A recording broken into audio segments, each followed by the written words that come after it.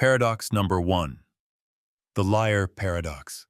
Imagine you hear someone whisper, "This sentence is false." You tilt your head. If it really is false, then it must be true. But if it is true, then it must be false. Back and forth you go like a ball bouncing down a hallway that never ends. This puzzle is called the liar paradox. First, think of the words, "This sentence is false." If those words tell the truth, then they say they are false. And truth and falsehood cannot live in the same sentence. But if they are false, then they say something untrue, and so must be true. You feel your mind looping around, trying to pin down whether the sentence is true or false. Let's walk through it together, step by step, like you're strolling down a quiet path. You read the sentence, then you ask, could it be true? If yes, then it must be false. If no, then it must be true. It feels like chasing your own shadow. Every time you think you catch it, it slips away. Picture a train on a circular track. You climb aboard, expecting to reach a station, but the train circles back endlessly. You want to get off, but there is no stop. That is how the liar paradox moves. It carries you in a loop of true and false without ever letting you rest. Why does this matter? It shows us that language can be tricky. We trust words to tell us things, but sometimes words can twist back on themselves and tie our brains in knots. When a sentence talks about itself, it can fold like a paper crane, hiding its wings. It is a little reminder that even simple words can have deep surprises. As you lie back, let that circle of truth and falsehood become a soft hum. Imagine the train's wheels turning in gentle rhythm, clack, pause, like a lullaby. Your breath slows to match the rhythm. Each exhale releases tension, and each inhale fills you with calm. In that quiet space you drift, carried by the gentle back and forth of the liar paradox. The train slows, but never quite stops, guiding you toward a peaceful dream. When you wake in a moment, another puzzle will await. Let's move on to paradox number 2, called the barber paradox. Our quiet train drifts away from the twisting words of the first puzzle and stops at a small village at twilight. In this village, there is one barber. He has a special rule. He shaves every man who does not shave himself, and he never shaves any man who does shave himself. Now imagine every man in town. Some men shave their own faces each morning. They use razors and mirrors to tickle their cheeks. Other men do not shave.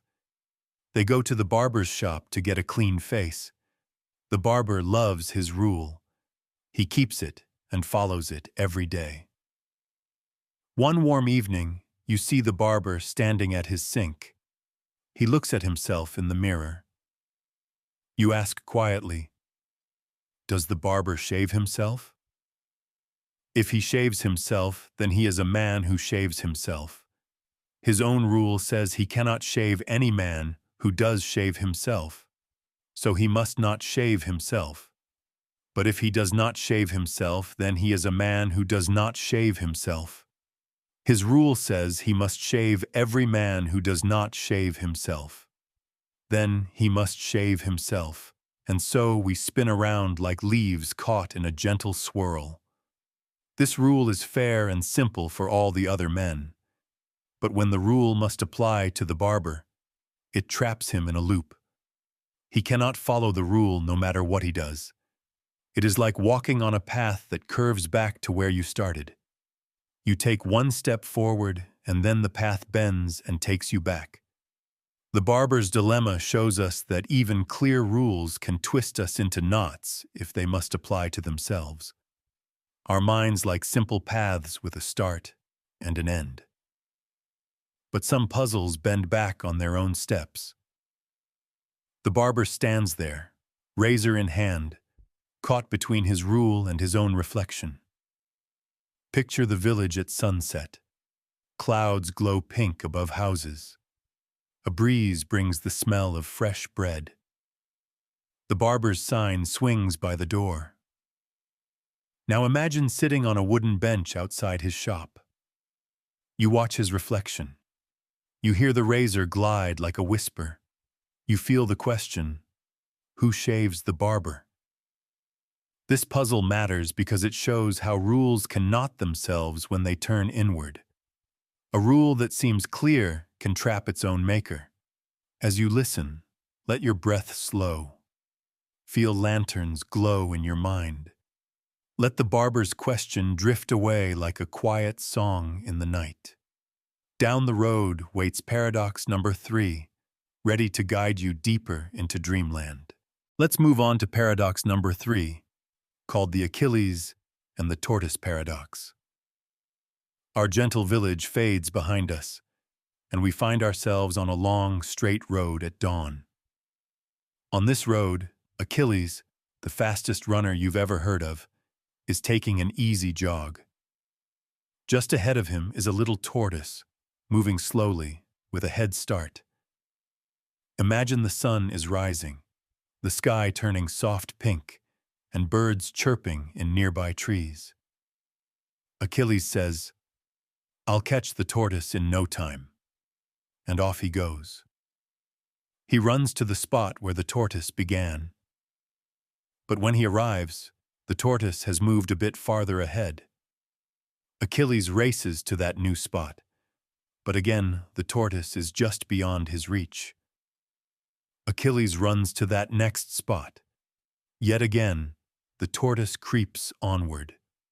Each time Achilles reaches where the tortoise was, the tortoise is already a little ahead. You might think, but Achilles is so fast. He'll pass the tortoise right away. In real life, of course he would. But this puzzle slices the path into endless little stretches. Achilles must complete each stretch one by one, and there are always more stretches to run. Even though each dash is short, there are forever more dashes, so Achilles never actually finishes them all in this puzzle world. This feels like standing at the bottom of a staircase that reaches into the clouds but never ends. You climb and climb, but the top stays out of reach. You step up, and a new step appears above you. You climb again, and yet another step. You keep climbing without ever arriving. That gentle, endless climb rocks you like a soft lullaby. Why does this matter? It shows us that simple ideas, a fast runner, a slow tortoise, can hide surprises when we cut time and space into infinite pieces. Our minds like neat beginnings and ends, but sometimes a path loops in hidden ways. Picture the road now shrouded in morning mist. Achilles' footsteps fall softly on the earth. The tortoise's shell glimmers in the dawn light. Each step, each shuffle, flows like a slow heartbeat guiding you towards sleep. You aren't worried about who wins.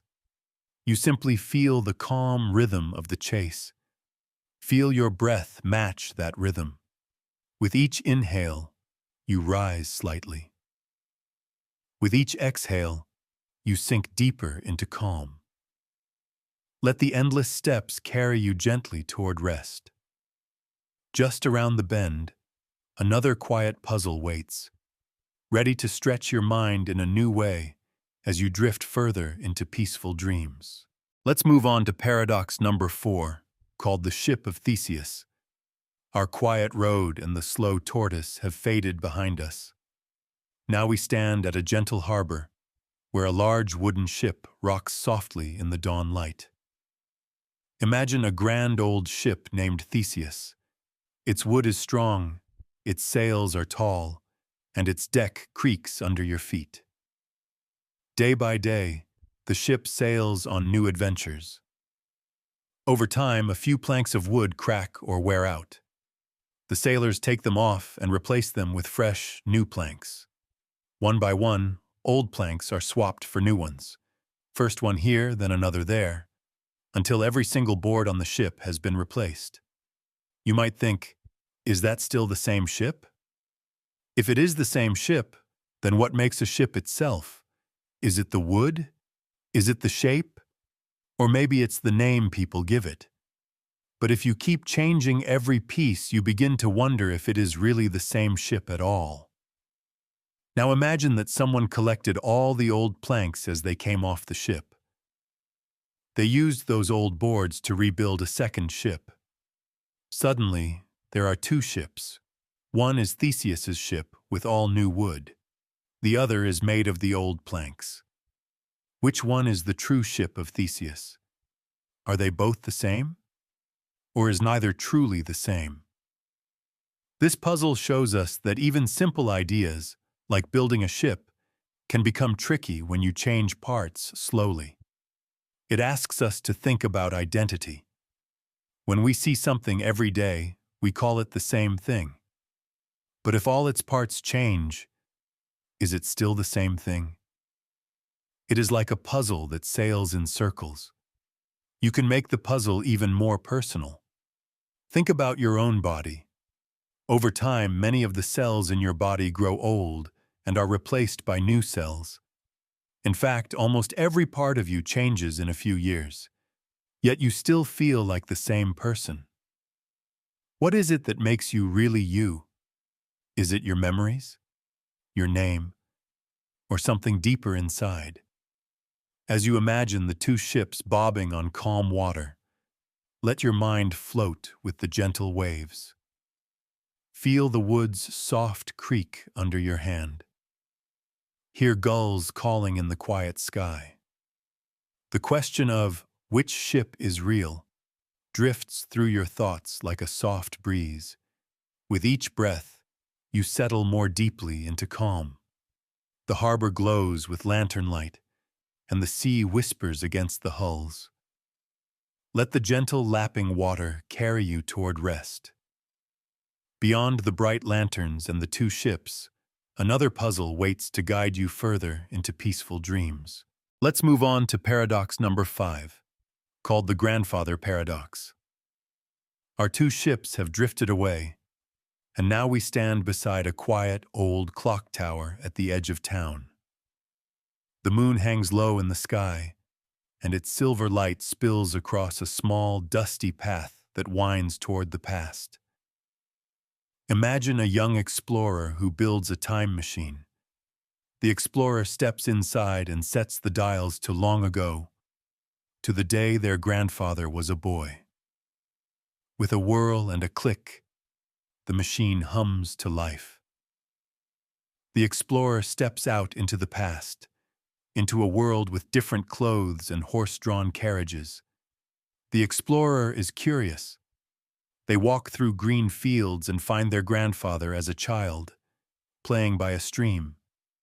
They remember stories their family told about Grandpa's birth, and they feel excited and a bit nervous. Now the explorer wonders, what if I stop my grandfather from meeting my grandmother? Or worse, what if I accidentally hurt him? If the explorer's actions keep their grandfather from growing up and having children, then the explorer would never be born. But if the explorer is never born, then who built the time machine to go back and interfere in the first place?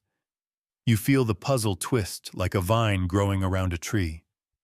The explorer tries to be careful, but every small change might ripple forward and erase the explorer's own existence. It is like stepping on a stone that sinks in a pond and erases all the ripples behind it. Let's walk through it slowly. First, the explorer travels back and accidentally scares their young grandfather. Grandpa runs away, and he never meets Grandma. Then Grandma never has a baby, so the explorer is never born. But if the explorer is never born, then they could not have built the time machine. And if they never built the time machine, they never traveled back to scare Grandpa. Then Grandpa would have met Grandma as before, and the explorer would be born. But then the explorer could travel back again. Round and round the story spins. like the hands of our clock tower spinning backward and forward without stopping. This puzzle shows us that time travel can twist cause and effect in ways our minds do not expect. Rules about before and after get tangled. It makes us ask, can you change the past? Or is the past fixed, so any trip back only fulfills what already happened? Feel the gentle tick-tock of the clock tower guiding you toward calm. With each tick, imagine the explorer stepping forward. With each talk, imagine them stepping back. Your breath follows the clock's soft song. Inhale on tick, exhale on talk. As you listen, let the idea of traveling through time drift like a soft cloud. The path behind the clock fades into moonlight, and another puzzle waits just beyond, ready to guide you into deeper dreams. Paradox 6. The Bootstrap Paradox. Our clock tower fades into the misty past, and now we stand before an old, weathered library at midnight. Imagine a curious traveler who finds a book of ancient fairy tales, stories that no one has ever heard. The traveler loves the tales so much that they carry the book home, copy every word by hand, and then, years later, use a time machine to go back to the very night when they first found it. Quietly, they leave their own handwritten copy on the dusty shelf in the library, replacing the book they originally discovered. Here's where the puzzle warms like a gentle fire and then cools into a mystery. The traveler first found the book in the library, read its stories, and decided to copy them. But the copy they leave behind is exactly the same as the one they found, word for word, page for page. Over time, the copied book becomes the original in the library, and no one ever wrote down those fairy tales for the first time. The stories seem to have come from nowhere, carried along in a loop of time. Imagine holding that book. You flip to a story about a dancing deer under a silver moon. You smile at the gentle words. But who truly wrote those words? Did the traveler write them? Or did the library always hold them? And if the traveler's copy became the original, then where did the words come from in the very beginning? This is called the bootstrap paradox, or the ontological paradox. Ontological is a big word for about things that exist. The bootstrap idea comes from pulling yourself up by your own bootstraps, which is an old saying about doing something impossible. Here, the book seems to appear out of thin air, with no true creator. It loops through time without origin. Why does this matter? It shows that time travel can make ideas, like fairy tales, float free from any starting point. We like to think every story, every song, every spark of creativity has a clear beginning. But what if a story travels back in time and becomes its own source? Our minds, craving a first spark, dance around in circles. As you imagine the traveler slipping into the past under candlelight, think of the soft hush of fluttering pages. The library's wooden floor creaks beneath your feet. A cold breeze tickles the window pane. Your breath rises and falls with the gentle draft, and your thoughts drift toward that looping story, carried around by the traveler's own footsteps. Feel your heartbeat steady as you picture the book glowing under the moon. The traveler closes the time machine door with a soft click. The book rests on the shelf, waiting to be found again, to begin its journey all over. With each inhale, you sail deeper into calm. With each exhale, you release any last worries. Beyond the library, another soft riddle waits, ready to guide you deeper into dreams on this winding path through 50 gentle paradoxes. Paradox 7. The heap paradox. Our time-traveling library drifts behind us, and now we walk through a quiet desert at dawn. The sky is soft pink, and the wind barely moves the golden sand. Picture this. You hold one tiny grain of sand between your fingers. One grain is not a heap. You drop it on the ground. Still not a heap. You drop a second grain. 2 grains aren't a heap. You think, what about 3? Not a heap. You add 4, 5, 10, 100, no heap.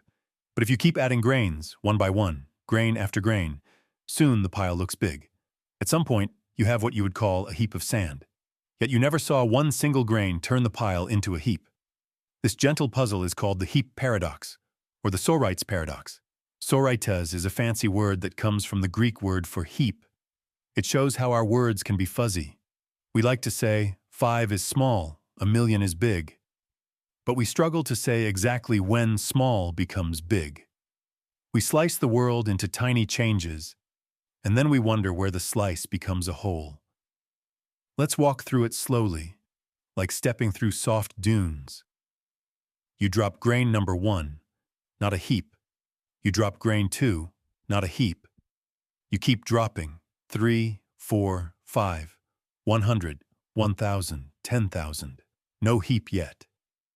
Each grain barely shifts the sand's shape.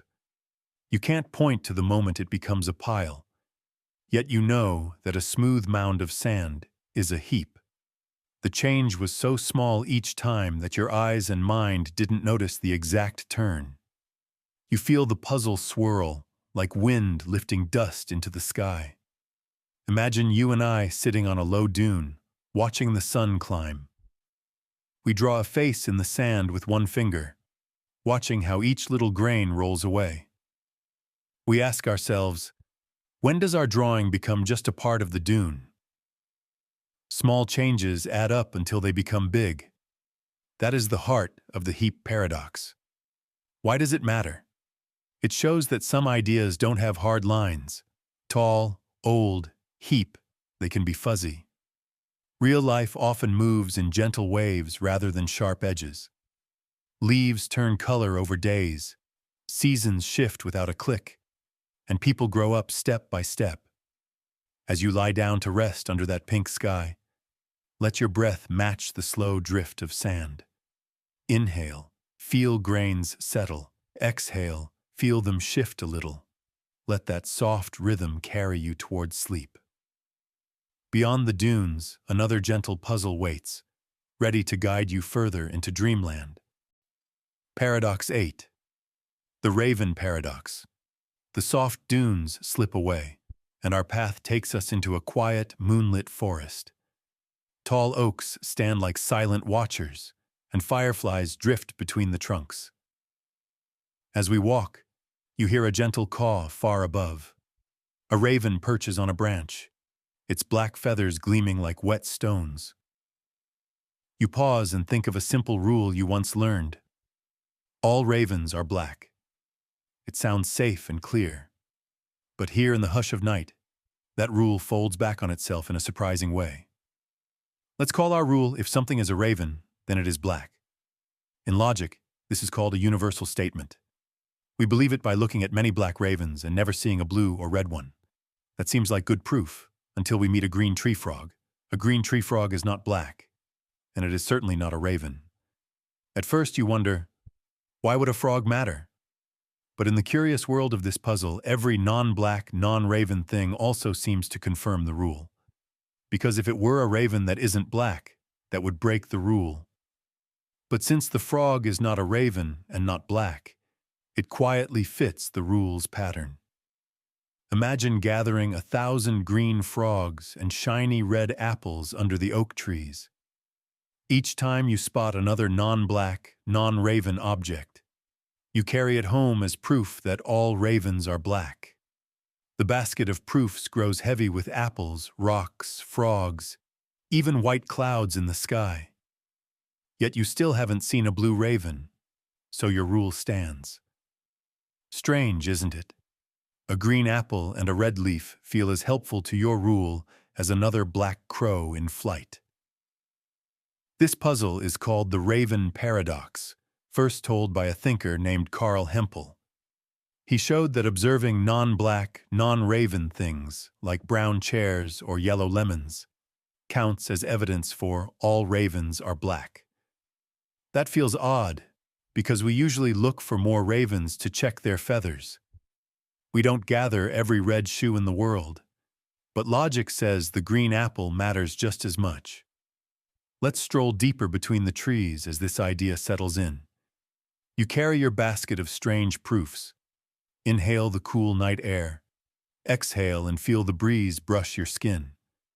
Logic can be funny.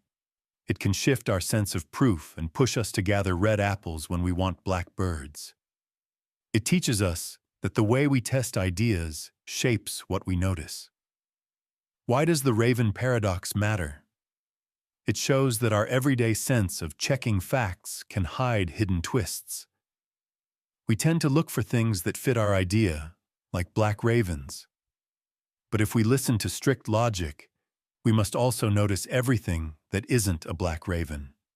That makes our heads spin, like trying to count each firefly in the dark.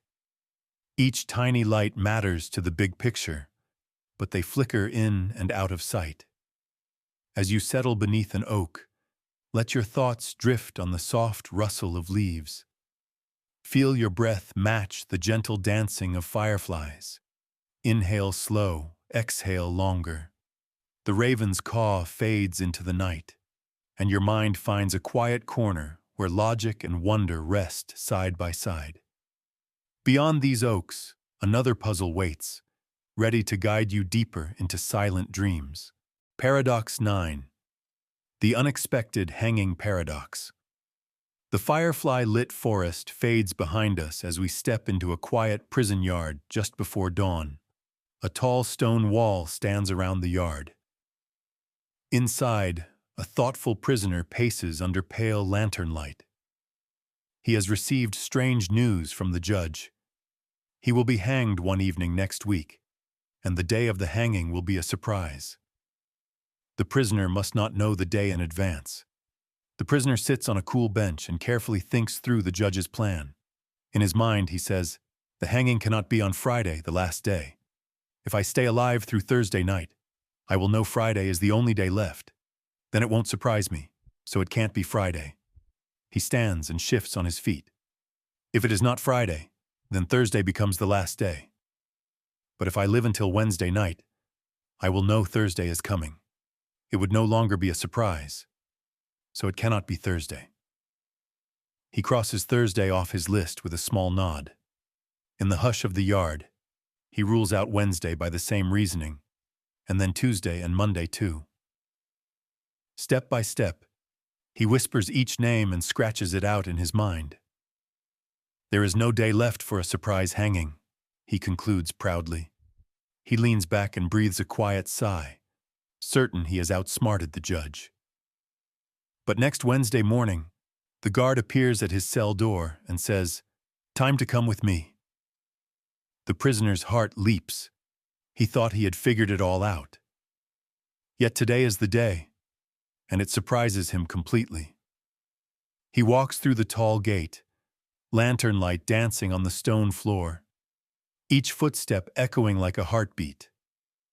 This gentle puzzle is called the unexpected hanging paradox, also known as the surprise exam paradox. It shows how clever logic can still meet a twist when we move from thought into real time. The prisoner's step-by-step reasoning seemed unbreakable, yet fate found a way to surprise him when he least expected it. Why do we care about such a paradox? It reminds us that not all things can be neatly predicted. We plan and reason, but life can circle around our logic and catch us unawares. In that silent yard, the prisoner's footsteps echo like soft drumbeats, steady, measured, but unable to escape the surprise that dawn arrives with. Now picture yourself lying in bed with a grace note of that surprise humming in your mind. Feel the lantern's glow warm your thoughts, then fade. Let your breath slow. Inhale the mystery. Exhale a gentle release. Tomorrow's dawn may come quietly, ready or not, and sometimes surprise can teach us to rest and let mysteries drift by. As the yard grows still, you feel the hush wrap around you like a soft blanket. Let each slow breath remind you that some puzzles are meant to unfold as you rest, not as you chase them. Paradox 10, called the twin paradox. Our prison yard fades away under morning light, and now we find ourselves gazing up at a starry sky from a gentle hilltop. The air is cool, and the grass whispers in the breeze. Here begins the story of two twins, let's call them Alex and Jamie, who are about to discover a strange twist in time and space. Alex and Jamie are the same age and look just alike. They love playing games, reading stories, and watching clouds drift by. One clear night, Alex says, "I want to see the stars up close." So Alex builds a fast rocket ship. Jamie stays on Earth, waving as Alex climbs inside and lifts off into the sky. The rocket sails through space, zooming faster and faster. Alex looks out the window at planets and comets. Time on the rocket feels normal to Alex. Days and nights pass, and Alex even takes naps. Back on Earth, Jamie waits, watching seasons change and flowers bloom and wilt. After many of Alex's naps, the rocket turns around and heads home. When Alex steps out onto the hill where they first launched, Jamie runs forward to hug Alex. But something amazing has happened. Jamie has grown older, with more lines on the face and a deeper voice, while Alex still looks young, about the same as when the journey began. "How can that be?" they ask. Their mother's hair shows a bit more silver than it did, and the old willow tree next to the hill has grown taller branches. Alex and Jamie both felt just the same amount of time pass. Yet when they compare clocks and calendars, they find that more time went by for Jamie than for Alex. Alex's fast ride through space seemed to slow down the clock inside the rocket. This is called the twin paradox, based on Einstein's ideas about how time and speed work. In his theory, time is like a stretchy cloth that bends and changes when you move very fast, or when you are near something very heavy. When Alex zoomed in the rocket, the cloth of time around the ship stretched differently than the cloth around Earth. It may sound like magic, but it is a real effect of what we call relativity. The faster you go, the more time slows down for you compared to someone standing still. Jamie stayed on Earth and lived through more days, while Alex's clock ticked more slowly in space. Why does this matter? It shows that time is not always the same for everyone. It can bend and stretch like rubber. We usually think that 1 minute is the same for all of us, but when we move near the speed of light, our clocks can tick at different rates. As you lie back on that hilltop under the stretching sky, let your thoughts float with the stars. Imagine the gentle hum of the rocket's engine, the slow swing of time like a soft lullaby. Inhale the cool night air, exhale your worries. The puzzle of Alex and Jamie's clocks fades into a peaceful glow. Beyond the hill and the stars, another gentle paradox waits, ready to guide you deeper into dreams where time bends softly around you. Paradox 11, called the two envelopes paradox. Our starry hilltop fades as we settle at a small wooden table lit by a single lantern. On the table sit two plain envelopes. Each one hides a surprise inside. You know that one envelope holds twice as much money as the other, but you do not know which is which. This everyday choice becomes a gentle puzzle that loops around itself. First, imagine you pick the left envelope without opening it. You hold it lightly in your hand. You wonder, should I stick with this one or switch to the other envelope? It feels like a simple choice, but the reasoning can pull your mind into soft circles. Let's call the amount in your chosen envelope A. You know that the other envelope must contain either twice A or half of A, but you do not know which. If the other envelope holds twice A, then switching will double your money. If it holds half of A, then switching will cut your money in half. You might say, there is a 50-50 chance of each. Now imagine you try to think it through with expected value. That is, the average you might get. You might say, half the time, the other envelope has twice A, so you get 2xA. Half the time it has half of A, so you get A, 2. You add these up. 0.5x2xa plus 0.5xa 2. That equals a plus a, 4, which is 1.25xa. That seems larger than a. So switching seems to give you more on average. You might think, I should always switch. But wait, this same reasoning would apply after you switch. If you then hold the other envelope, you could run the same numbers again and think you should switch back. You would end up switching forever. That feels strange, like chasing your own tail. Why does the loop keep going? The catch lies in how we think about the unknown amount a. We treat a as a fixed number, but really we picked an envelope without peeking. We do not know if a is the smaller or the larger amount. That twist makes the simple average trick unstable. Imagine you hold an envelope that could have $10 or $20. If it had 10, the other would have 20. If it had 20, the other would have 10. You might say, half the time I get 20, half the time 5. But you would never hold $5. You see, the math quietly changes when you look closely at how likely each scenario really is. This paradox matters because it shows how easy it is to be led astray by neat arithmetic when the starting point is unknown. We learn that choices can feel unfairly tipped by hidden assumptions. It whispers to us that sometimes the way we set up a problem hides a twist we can only see when we slow down. As you rest under the lantern's glow, let your breath become as steady as the quiet tick of a clock. Feel the soft paper of the envelopes in your mind. You need not decide which to choose.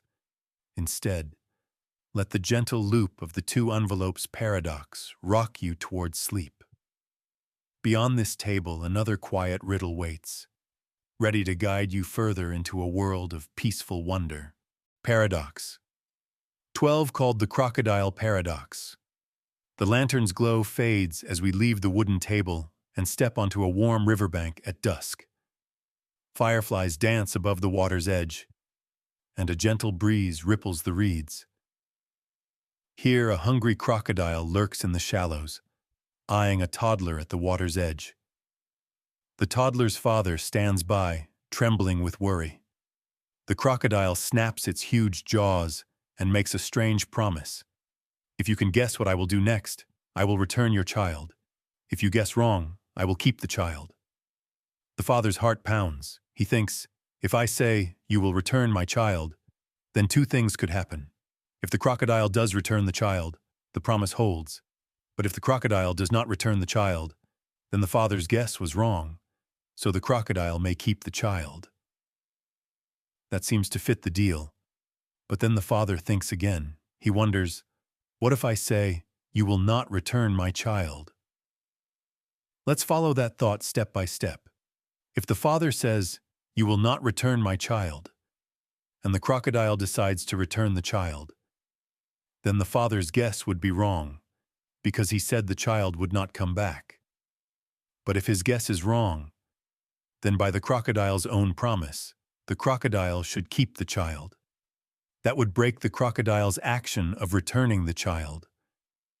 On the other hand, if the crocodile does not return the child, then the father's guess, you will not return my child, is correct, meaning the crocodile should return the child.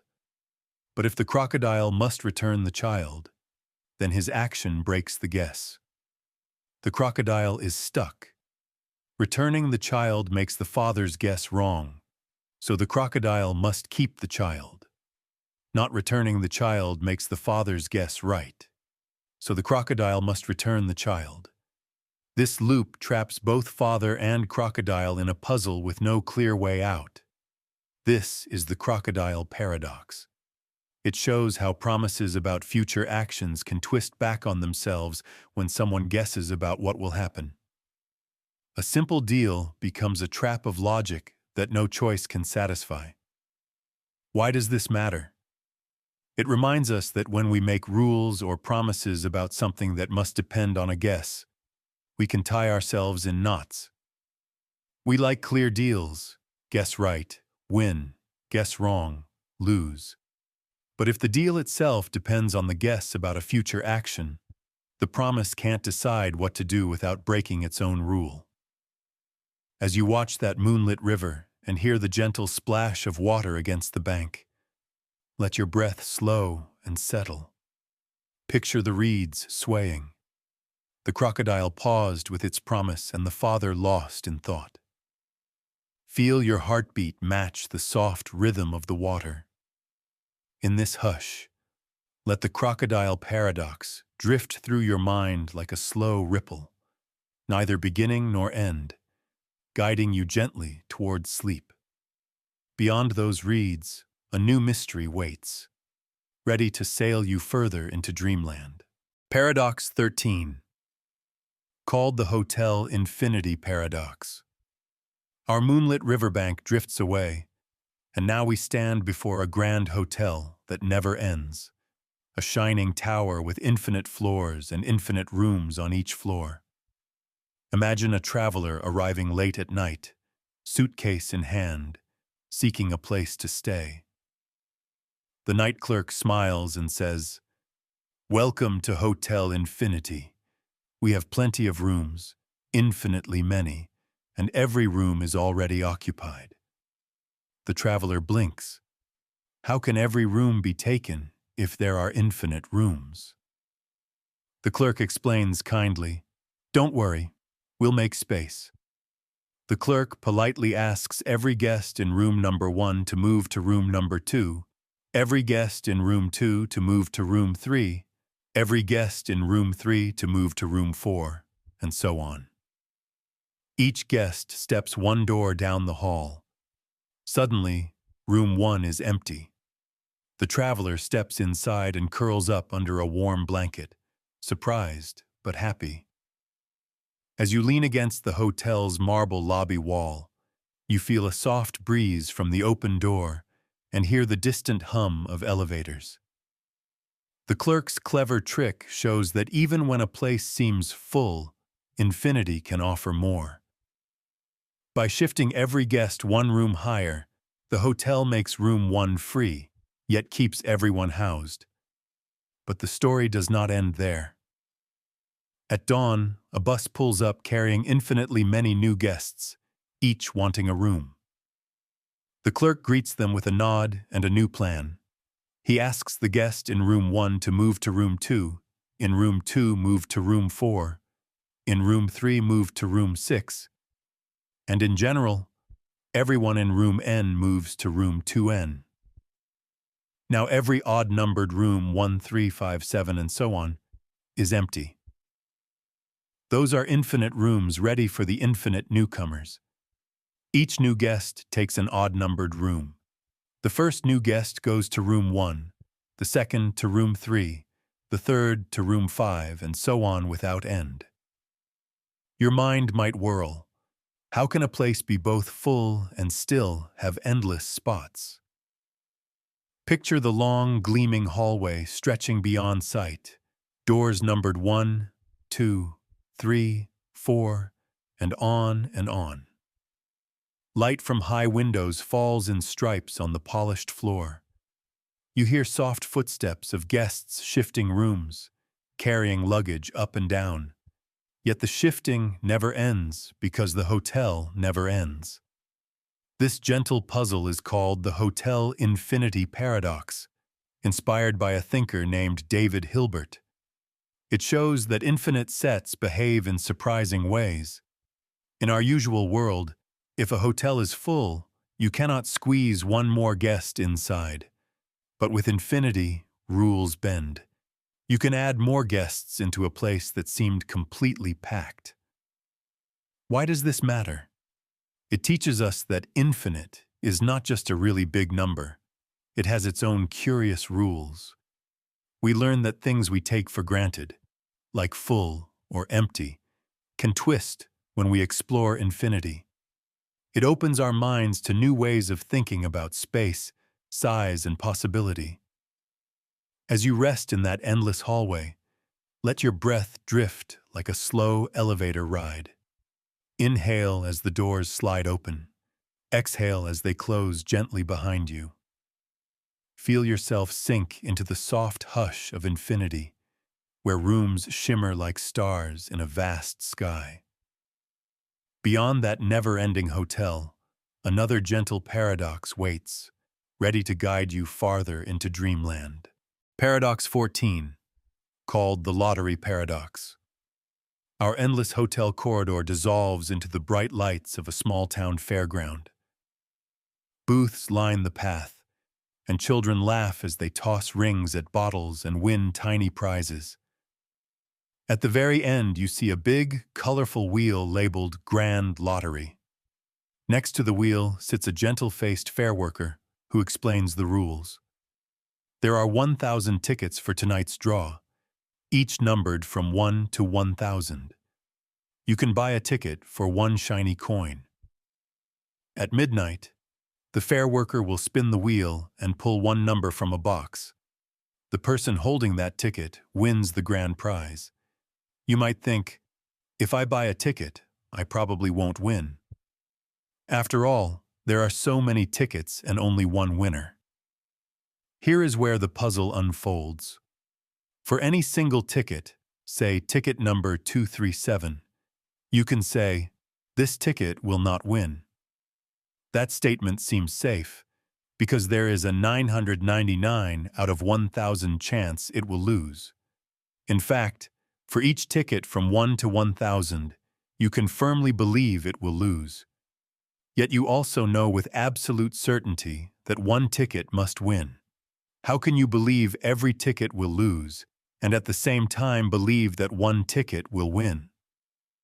Let's imagine you collect all your coins and buy every single ticket from 1 to 1,000.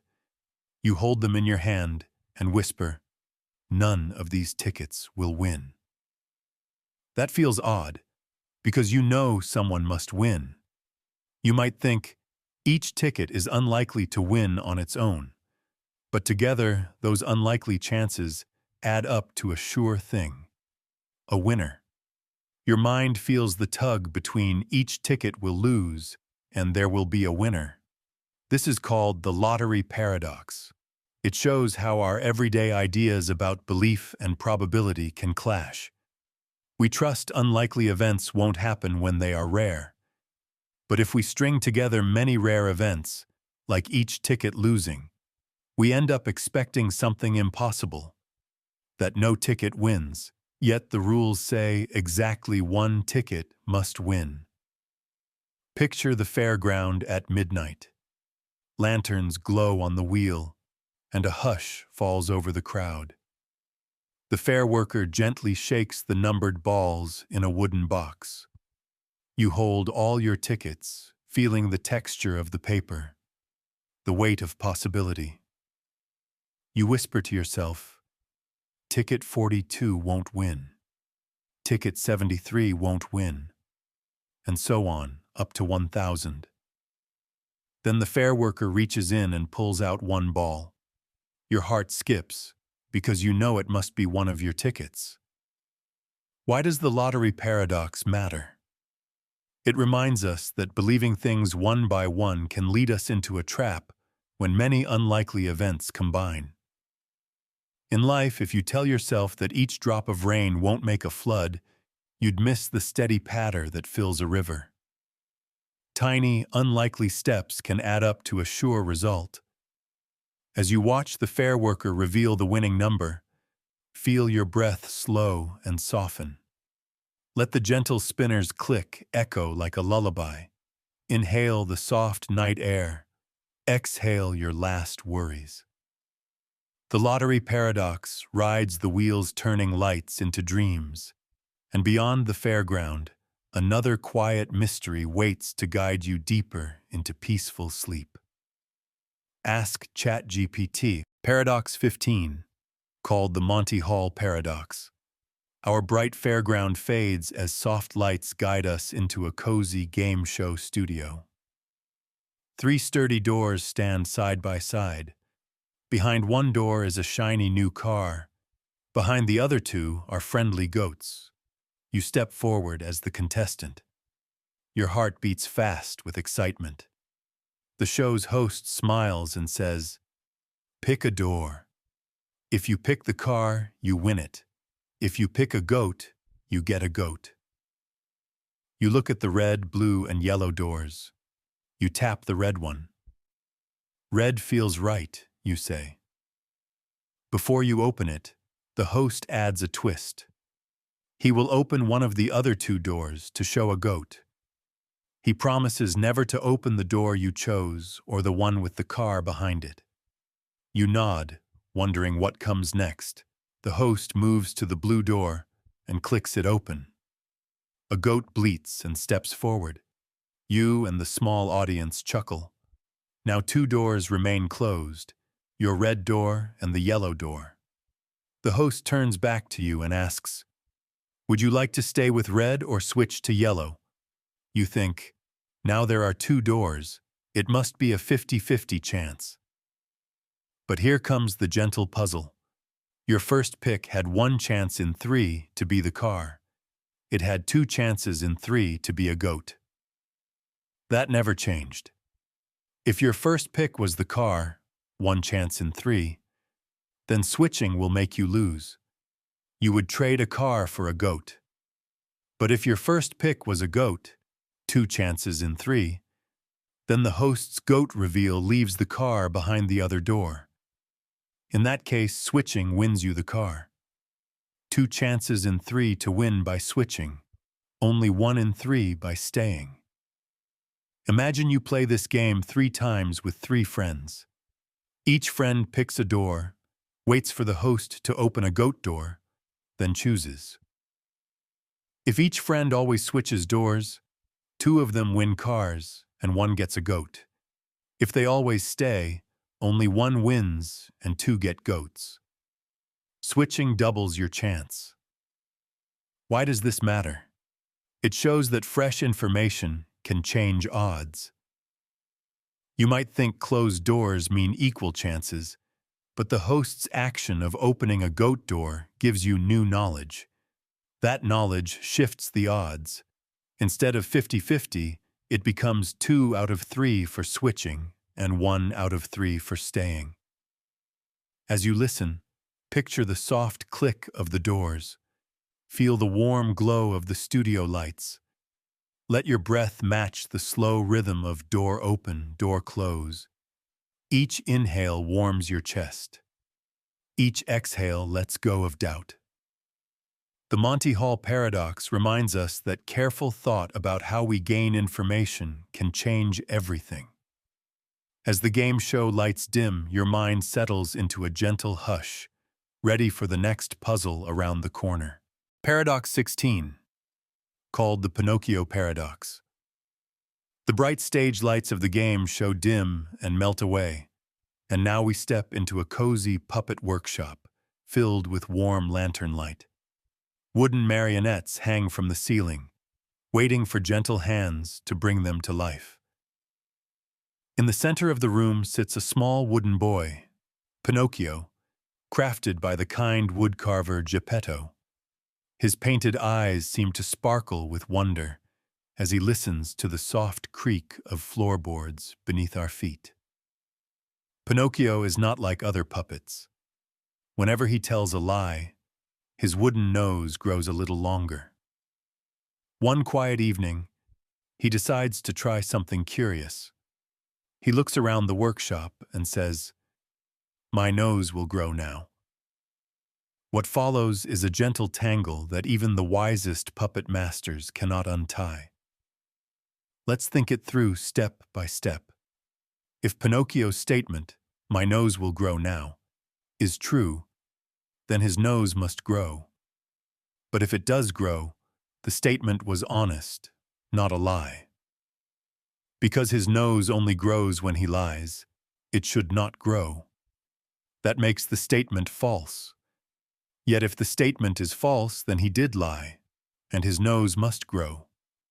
But if the nose grows, the statement becomes true. Around and around we go, like a slow dance in moonlight. Picture Pinocchio standing on a low stool, looking at his reflection in a small mirror. His smooth wooden nose hovers between 2 states. inching longer, or staying the same. The workshop feels hushed, as if every carved bird and painted star overhead holds its breath. The wood's grain glows in the lantern light, and sawdust drifts softly when a gentle breeze slips through an open window. Why does this matter? The Pinocchio paradox shows how a simple rule, nose grows when lying, can trap us in a loop when the puppet talks about his own nose.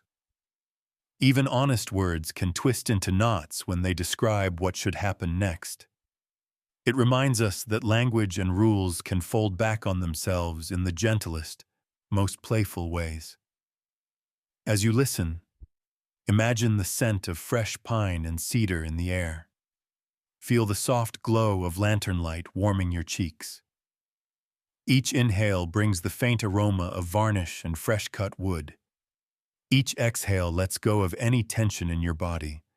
Let your mind drift with the slow creak of marionette strings overhead. Beyond Pinocchio's puzzled gaze lies another quiet puzzle waiting in the stillness. Let your breathing match the gentle rhythm of the workshop. The soft tick of a wooden clock, the slow sway of a mobile above, and drift towards sleep as the next riddle calls you deeper into peaceful dreams. Paradox 17.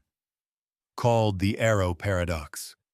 The puppet workshop drifts away, and now we stand in a quiet field at sunrise. The grass glows gold, and a gentle wind ripples across the plain. Imagine an arrow nocked on a bow, just as an archer pulls back the string. At one moment in time, the arrow hovers perfectly still in midair. It does not move until the next moment arrives. You might think, of course it moves. The archer let go and the arrow flies.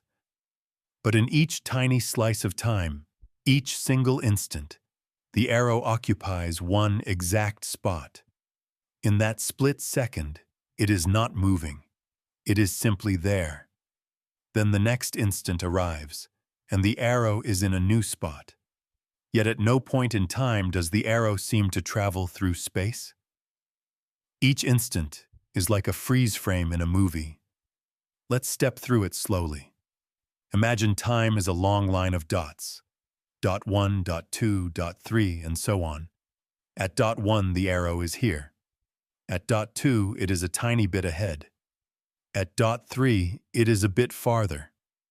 Each dot marks an instant when the arrow is completely still. If we add up all those still moments, we might ask, when does the arrow actually move? It seems to never move in any one instant, yet motion happens. That is the puzzle of the arrow paradox. Picture a slow-motion video of the arrow's flight. You see frame after frame of the arrow frozen. In each frame, the arrow is not shifting at that instant.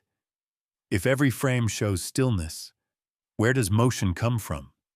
It feels like flipping through picture cards that show a bird in different positions, but the bird never moves in any single card.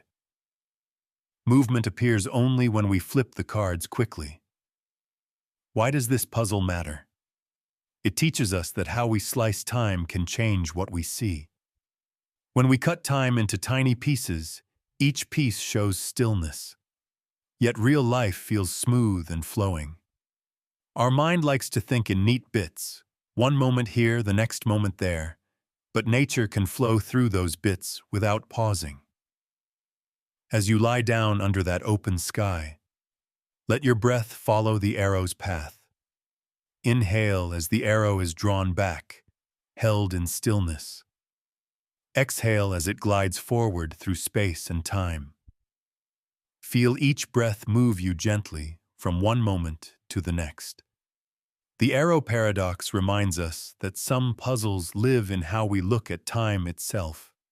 We see each instant frozen, yet life moves on. Let the steady rhythm of your breath carry you beyond these frozen frames, deeper into peaceful dreams. Beyond the field, another soft riddle waits to guide you further into restful wonder. Paradox 18. called the Protagoras paradox. After watching the arrow hover in calm stillness, our path curves back toward a quiet old courtroom at dawn. Sunlight filters through tall windows, casting gentle stripes on worn wooden benches. Here stands Protagoras, a wise teacher of law, and his young student, Euathlus. They have made a special agreement that will twist like the arrow's frozen flight. Euathlus wants to study law under Protagoras. Protagoras agrees on one simple rule. After Euathlus wins his first court case, he will pay Protagoras for his lessons. Euathlus studies hard. He learns every rule and every fine point. When he finishes his lessons, he practices in small cases, but he never brings a big case to court. Months pass, and Protagoras grows worried. He has not been paid, and Euathlus has not sued anyone in a formal trial. Finally, Protagoras decides to take Euathlus to court for his fee. In the hushed courtroom, Protagoras stands, robes sweeping the floor.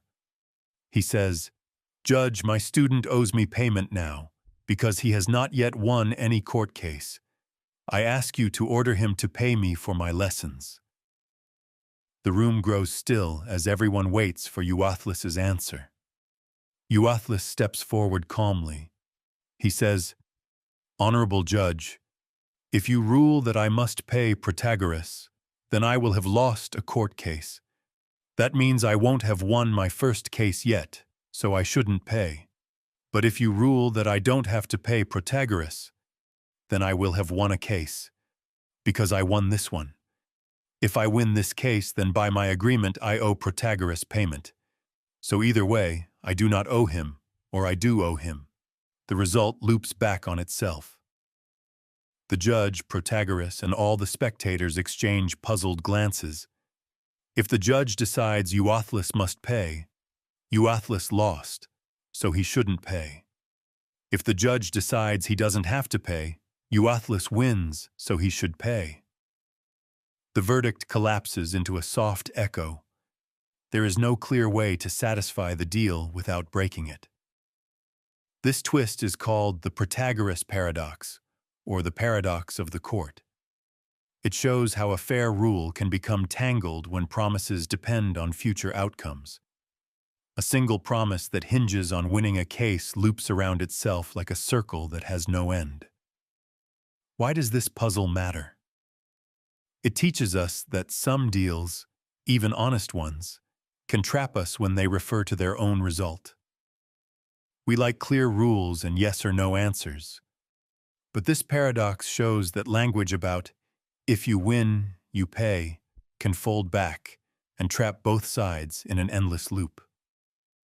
As you listen in that sunlit courtroom, let your breath slow and settle.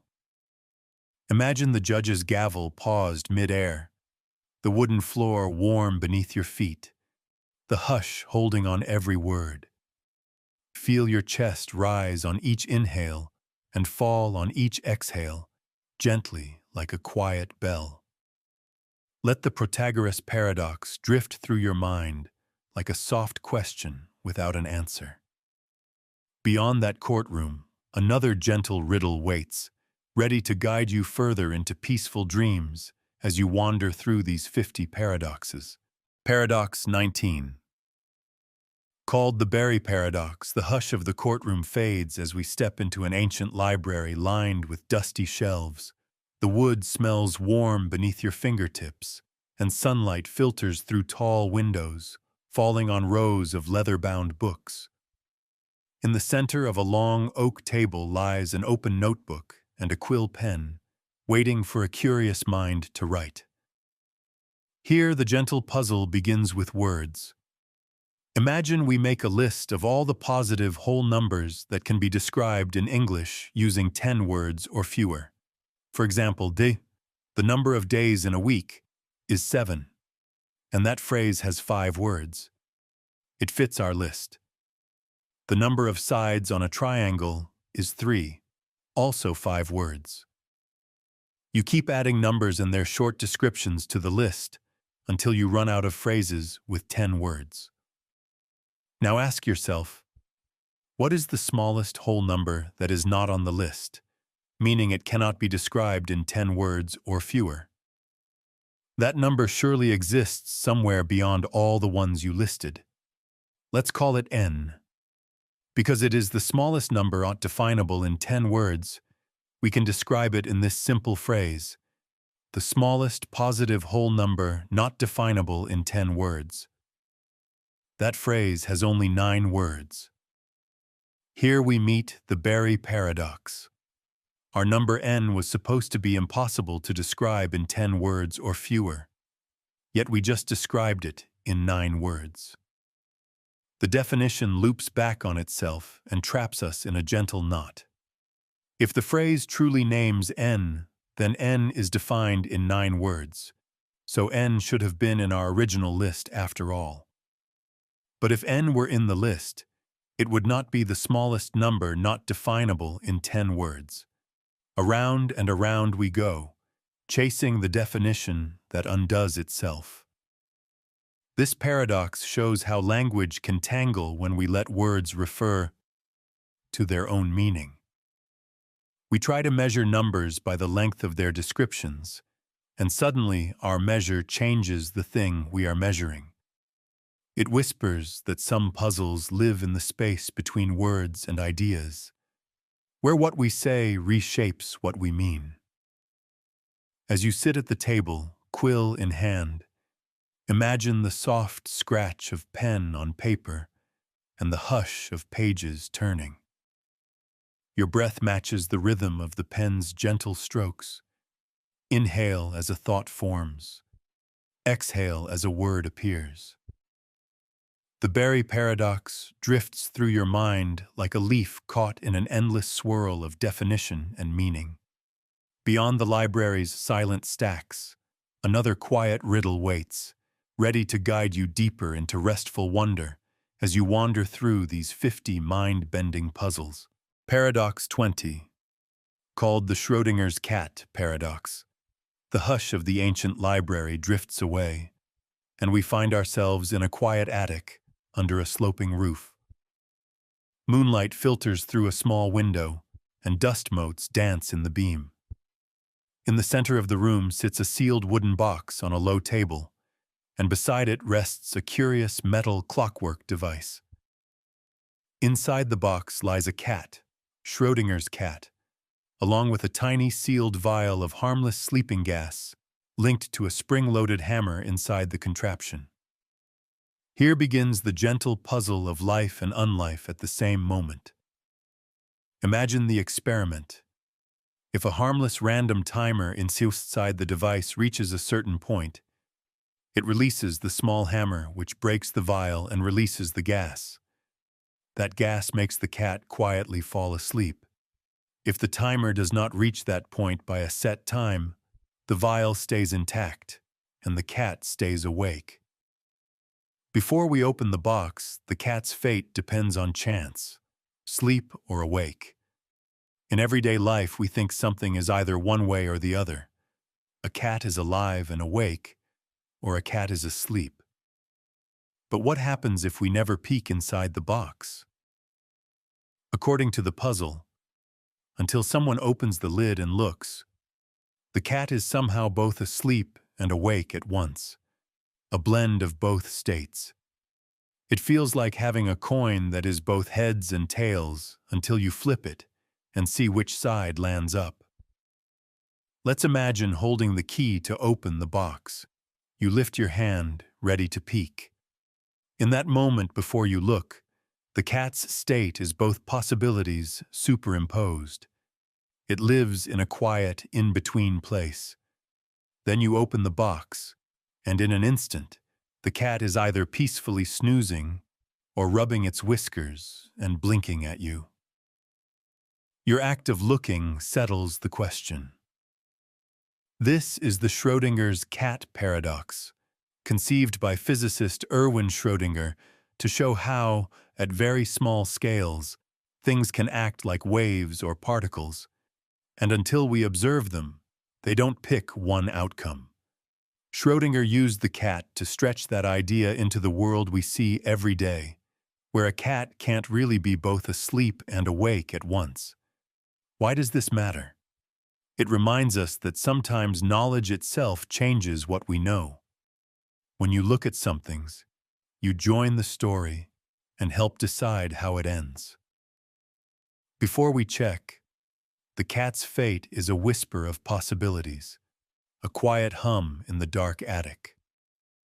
Once we open the box, the hum goes silent, and we see a single clear picture. As you listen under that sloping roof, feel your breath match the moment before discovery, inhaling the hush of possibility, exhaling the gentle click of the lid opening.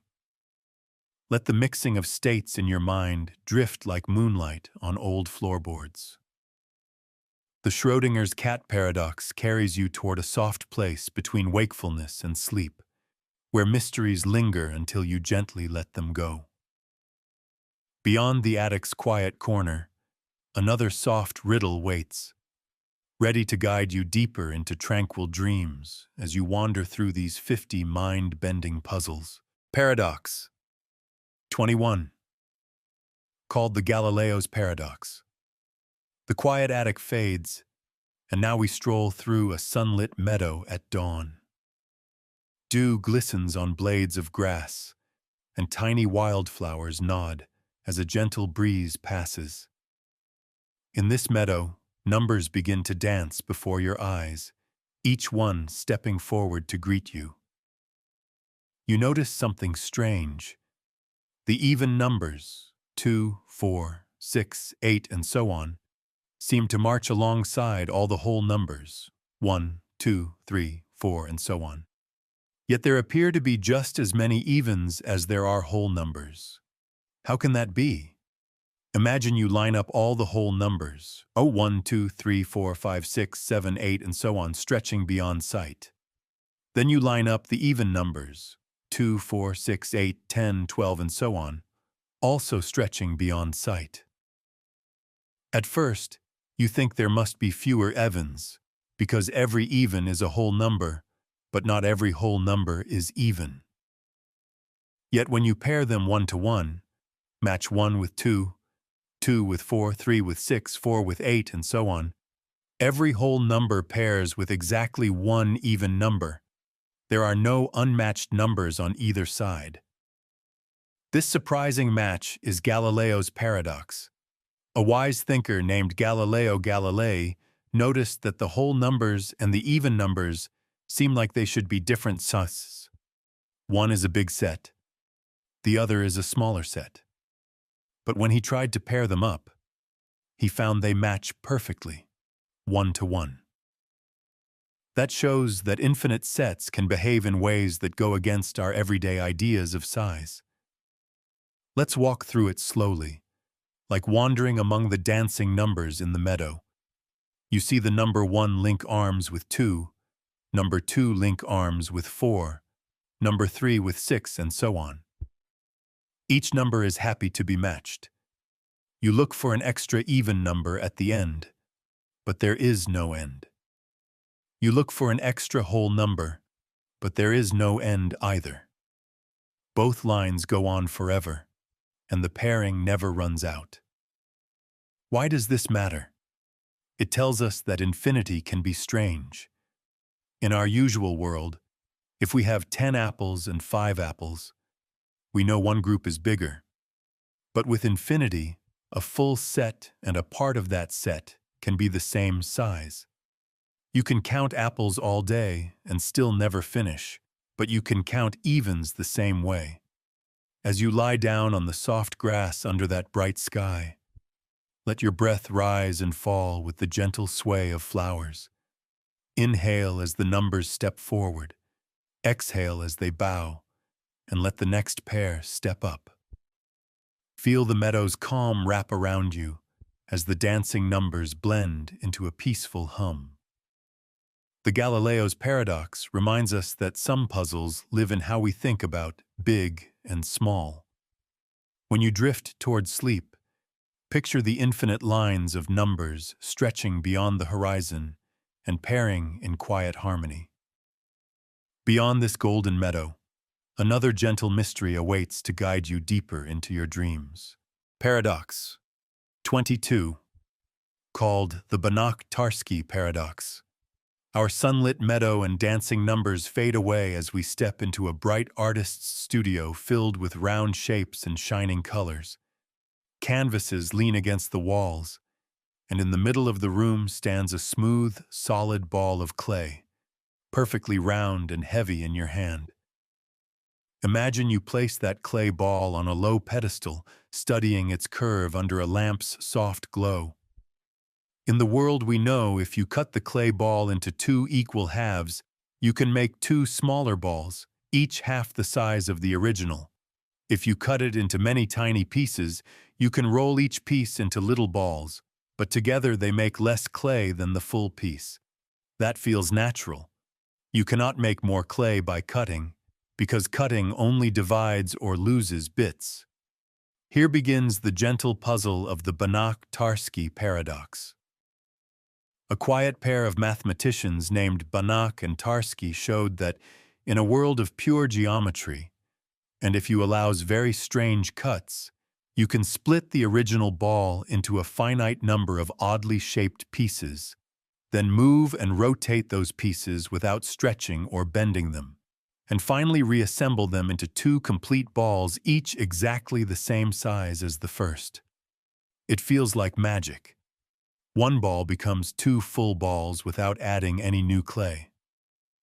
Let's imagine how this might look in our bright studio. You take the clay ball and imagine slicing it into 5 pieces with invisible knife strokes. These pieces are not like ordinary halves or quarters. They are bizarre, fractal-like shapes that fill space in surprising ways. You lift each shape gently, rotate it in the air, and set it down beside the pedestal. Then, without squashing or stretching any piece, you fit them together to form one full ball, which looks just like the original, and separately fit them together again to form a second identical ball. You might wonder, where did the extra clay come from? In everyday life, clay follows our usual rules.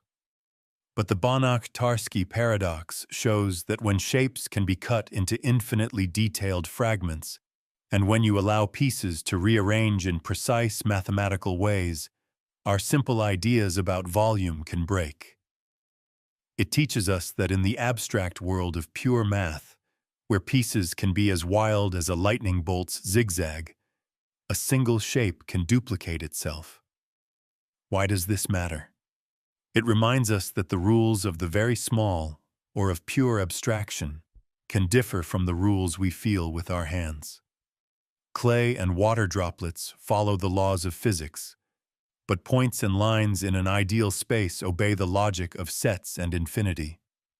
The Banach-Tarski paradox teases our sense of more and less, and asks us to imagine a world where cutting can create abundance instead of division. As you set down the clay pieces and watch them float into place under the studio lights, let your breath follow their gentle dance. Inhale the soft hum of possibility. Exhale the weight of ordinary rules. The shapes drift together quietly, forming 2 perfect spheres that glow like moons in the lamp's warm light. Beyond this artist's studio, another soft riddle awaits. Let the Banach-Tarski paradox carry you deeper into a realm where wonder stretches and folds, guiding you gently toward peaceful dreams. Paradox 23, called the Russell paradox. The artist's studio dissolves into a calm study filled with soft light and quiet shelves of books about sets, groups of things. Imagine you have a shelf of baskets. Each basket holds some toys. One basket holds only red balls. Another holds only blue blocks. You can name each basket by what it holds. Red balls basket, blue blocks basket, and so on. Now imagine a new basket called the self-excluding basket. It holds every basket on the shelf except the baskets that hold themselves. That sounds odd, so let's step through it slowly together. First, look at the red balls basket. Does it hold itself? No, it holds red balls, not baskets. So it does not hold itself. That means it should go into the self-excluding basket, because that basket holds any basket that does not hold itself. So red balls basket goes in. Next, look at another basket. Let's call it the books basket. It holds only books. It does not hold itself as a basket. So that basket also goes into the self-excluding basket. You do this for every basket you see on the shelf. Each time you ask, does this basket hold itself? If the answer is no, you put it in the self-excluding basket. If the answer is yes, you have a basket that holds itself, you do not put it into the self-excluding basket. Now you reach the big question. What about the self-excluding basket itself? Does it hold itself? If it does hold itself, then by its own rule it should not hold itself because it only holds those baskets that do not hold themselves. But if it does not hold itself, then by its rule it should hold itself because it holds every basket that does not hold itself. We are stuck in a soft loop. The self-excluding basket cannot decide if it belongs or not. If we say yes, it holds itself, it must remove itself. If we say no, it does not hold itself, it must add itself. Either choice breaks the rule. This is the Russell paradox, named after the thinker Bertrand Russell. He showed that if we allow a basket, or set, to list itself in the same what as other baskets, we can make a rule that breaks itself. It reveals a hidden knot in how we talk about all baskets or all sets. Why does this matter? It teaches us that some ideas about groups of things need extra care. When we let groups refer to themselves, our rules can trap us in loops. To keep things safe, math and logic sometimes restrict what sets can do. They carefully build new rules so that baskets like our self-excluding basket cannot exist in the usual way. As you imagine standing in that gentle study, let your breath slow like pages turning in a soft book. Inhale the hush of discovery. Exhale any tight knots in your thoughts. Let the quiet tension of the Russell paradox drift across your mind like a slow breeze through open windows. Beyond that peaceful study, another gentle puzzle awaits, ready to guide you deeper into restful dreams as you wander through our 50 mind-bending paradoxes. Paradox 24. Called the Newcomb paradox, our quiet study with baskets fades into a soft drawing room, lit by afternoon sun. On a small table sits two boxes, one transparent glass box and one covered box made of dark wood. You see $1,000 in the glass box. The wooden box might hold either 1,000 or nothing. A friendly predictor named Sage stands nearby. Sage is very good at guessing what people will choose, based on past tests. Here is the gentle puzzle. You may take either just the wooden box, or you may take both boxes, but Sage already made a prediction and placed money before you arrived. If Sage predicted you would take only the wooden box, then Sage put $1,000 inside the wooden box. If Sage predicted you would take both boxes, then Sage left the wooden box empty. No matter what you choose now, you cannot change what Sage already did. You pause and ask, which choice gets me more money? Let's examine each option slowly, like turning pages in a picture book. Option 1. Take only the wooden box. If Sage predicted that you would take only the wooden box, you get $1,000. If Sage predicted you would take both boxes, the wooden box is empty and you get nothing. Your gain is either $1,000 or $0. Option 2. Take both boxes. You always get the $1,000 in the glass box, plus whatever is in the wooden box. If Sage predicted you would take only the wooden box, then the wooden box has $1,000. So you get $1,000. If Sage predicted you would take both boxes, the wooden box is empty, and you get just $1,000. You wonder which choice is best. Some people say, the safe bet is to take only the wooden box. Sage is almost always right, so you likely get $1,000. Others say, when you decide now, the money in the boxes is already set. You can't change it. So you should take both boxes. You get at least $1,000 instead of risking $0 if the wooden box is empty. In most tests, Sage guesses correctly about 9 times out of 10. If you choose only the wooden box, you get 1,000,000 9 times and 0 1 time. Your average is about $900,000.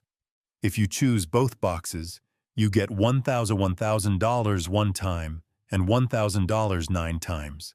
Your average is about $100,100. That seems smaller than $900,000. But if you think only about this moment, now, you might say, the money is already in the boxes. What I choose now does not change it. Then taking both boxes always gives you $1,000 more than taking just the wooden box. Shouldn't you always grab the extra $1,000?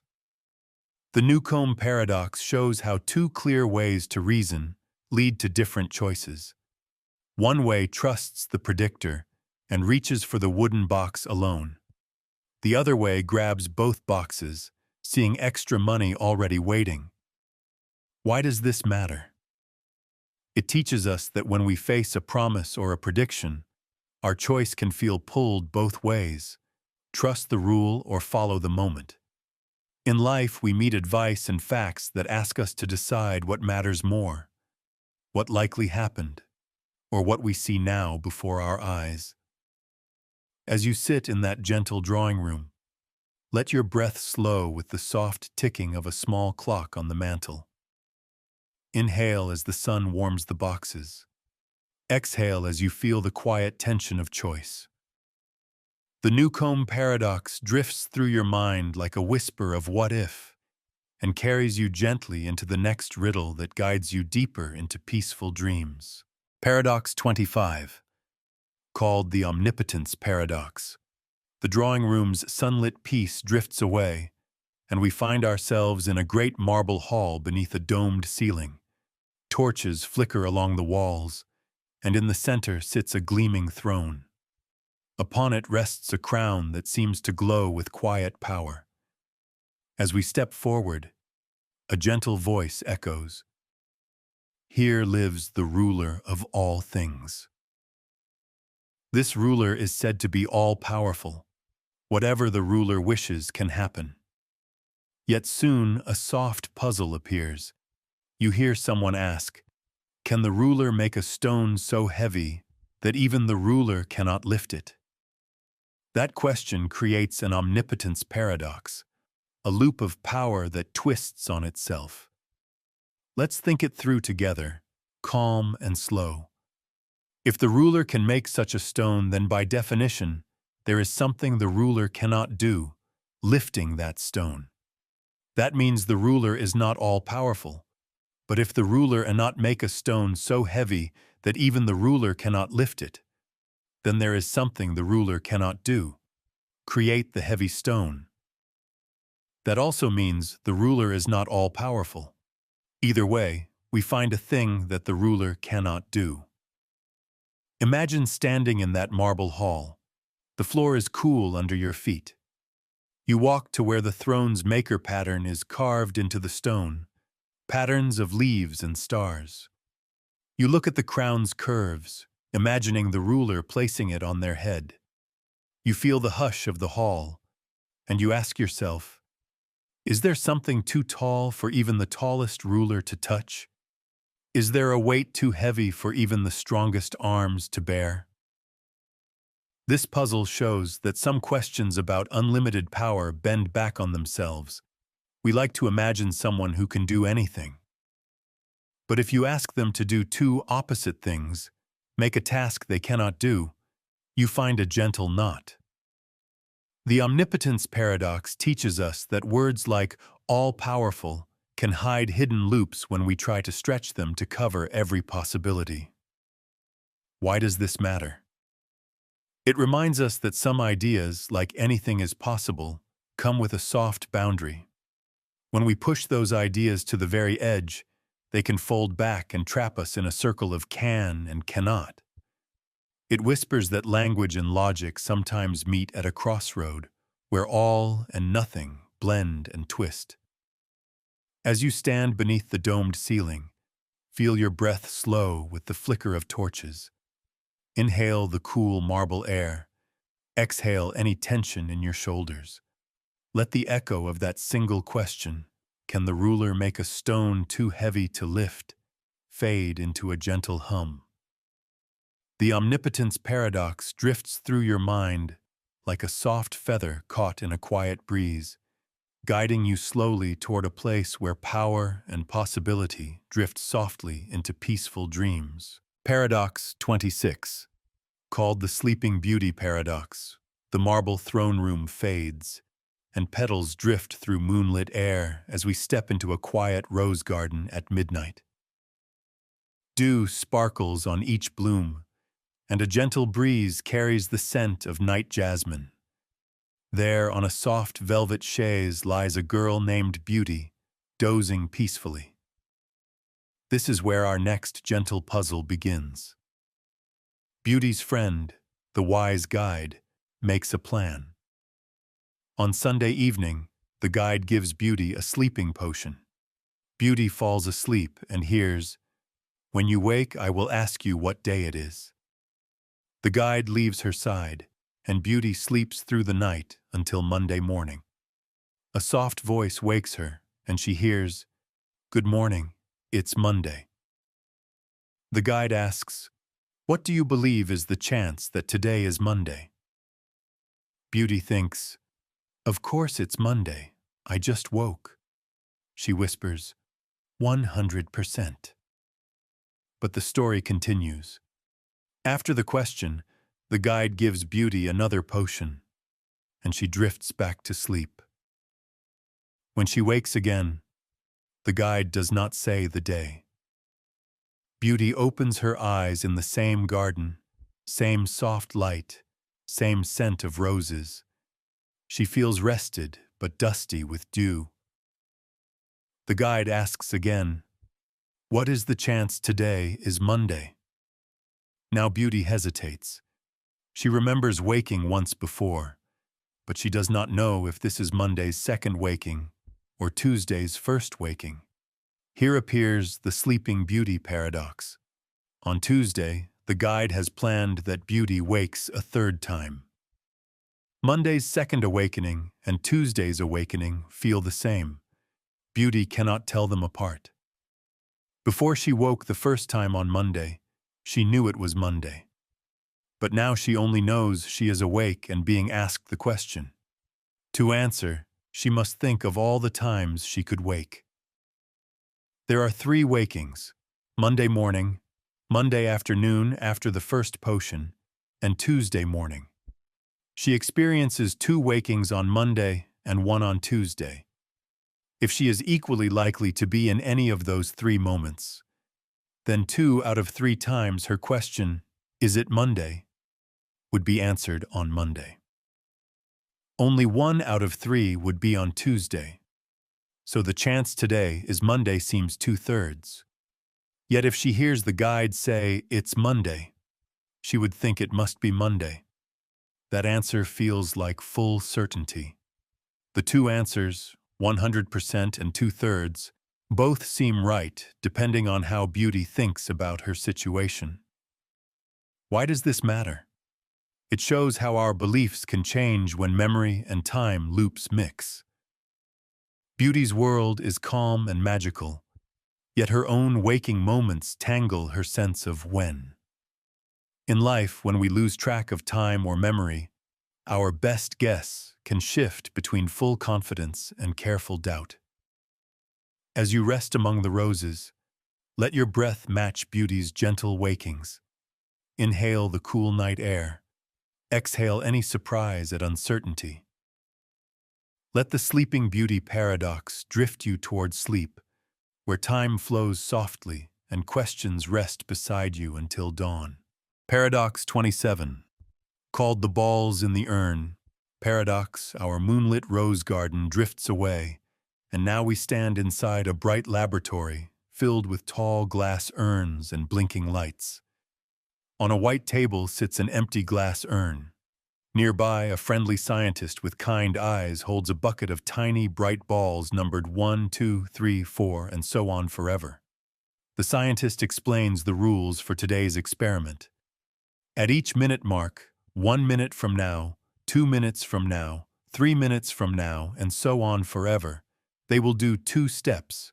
First, they add 10 balls to the urn, using the next 10 numbers in order.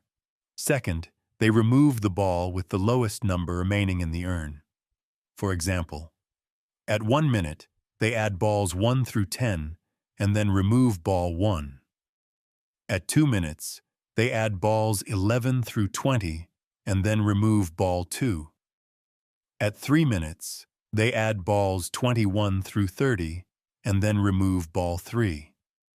This process continues without end. At each minute, the urn gains 9 balls net, 10 added minus 1 removed, so the number of balls grows without limit. You might think that after many minutes, the urn will be full of balls with very large numbers. But here comes the puzzle. After infinitely many minutes, how many balls are left in the urn? Let's think it through together, step by gentle step. At minute 1, balls 2 through 10 remain, 9 total.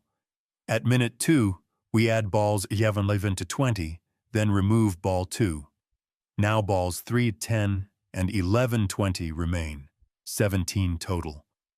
At minute 3, add 21, 30, remove ball 3. Now balls 4 to 10, 11, 20, and 21, 30s remain, 26 total. You see, the urn keeps filling with balls numbered above each removed number. But when we reach the times of 100 minutes, 1,000 minutes, or more, we always remove the next lowest number. Every ball with number n will eventually be removed at minute n. Because at minute n we remove ball n, no matter how many other balls are inside. Now imagine letting time flow forever. For any ball number you name, say ball 5321, you know that at minute 5321 the scientist will remove it.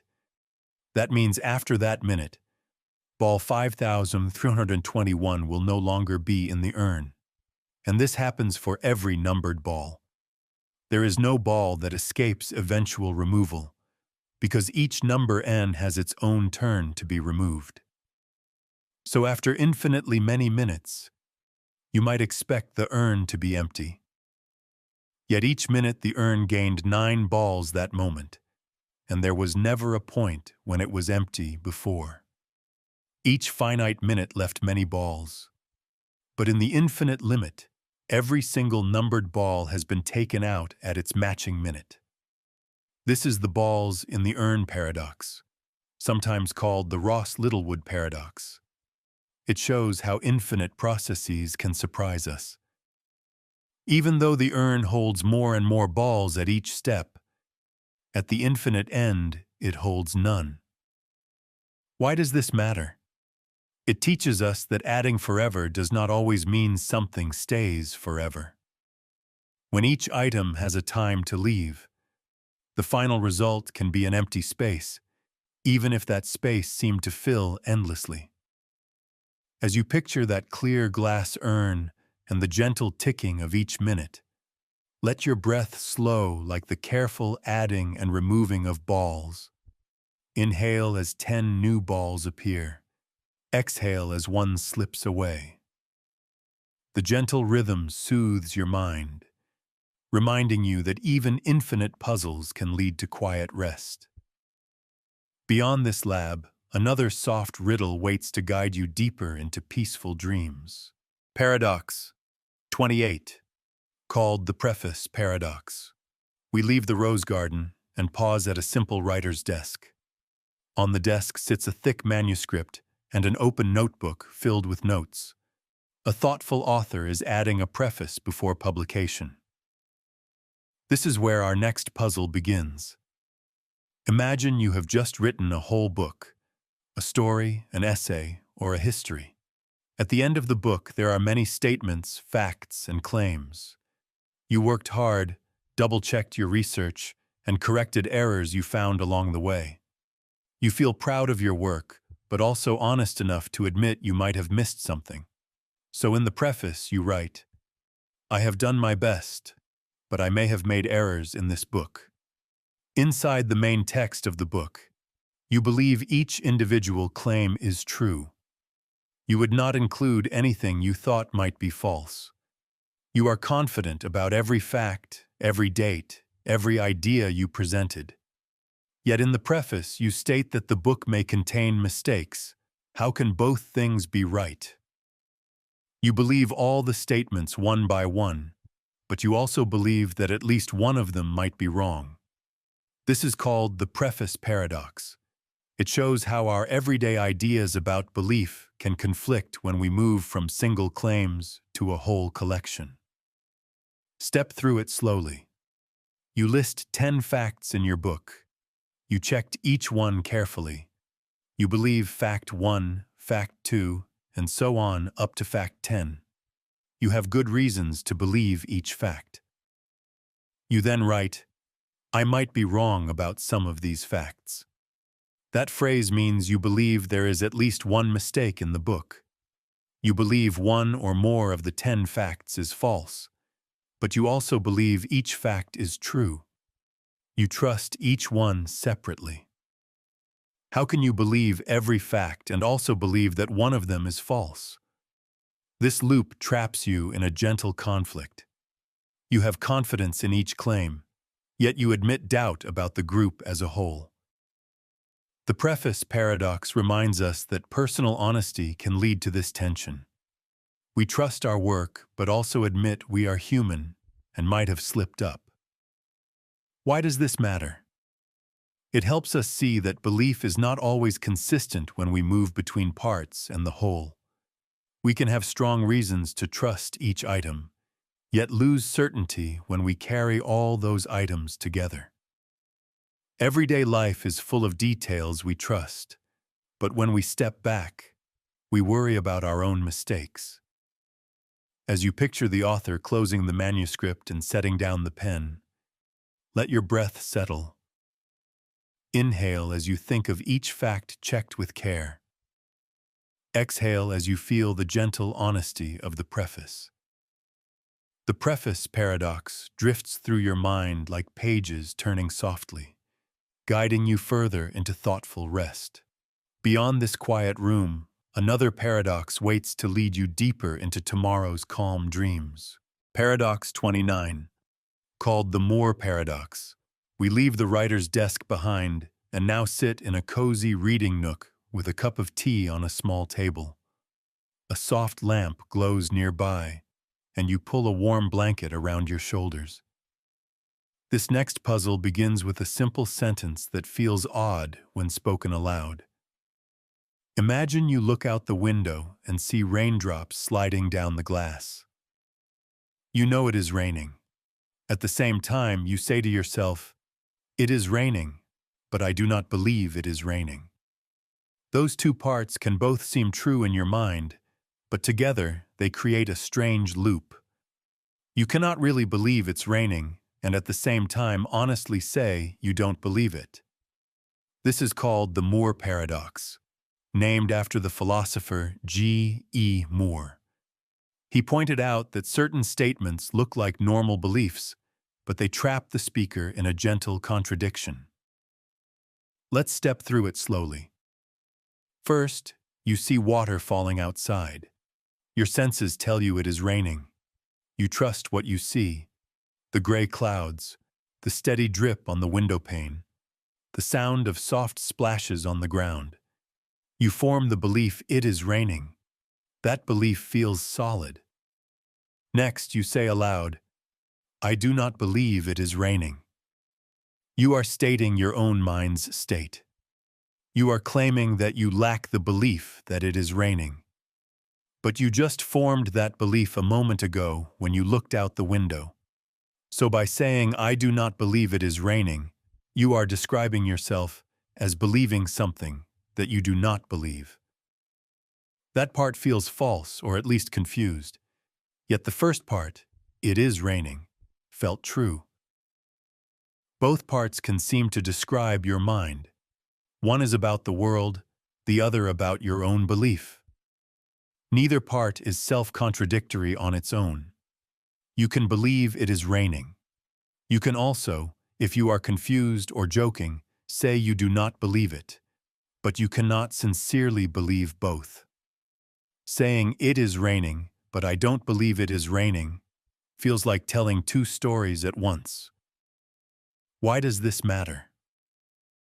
The Moore paradox shows us that our minds can get tangled when we talk about both the world and our own beliefs in the same breath. It teaches us that language about belief has special rules.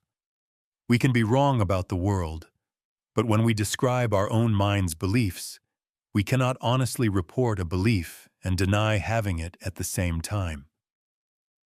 Let's try another example. You walk into a kitchen and smell fresh bread. You know it is baking. Yet you say, bread is baking, but I do not believe bread is baking. That second part sounds like you are lying or joking.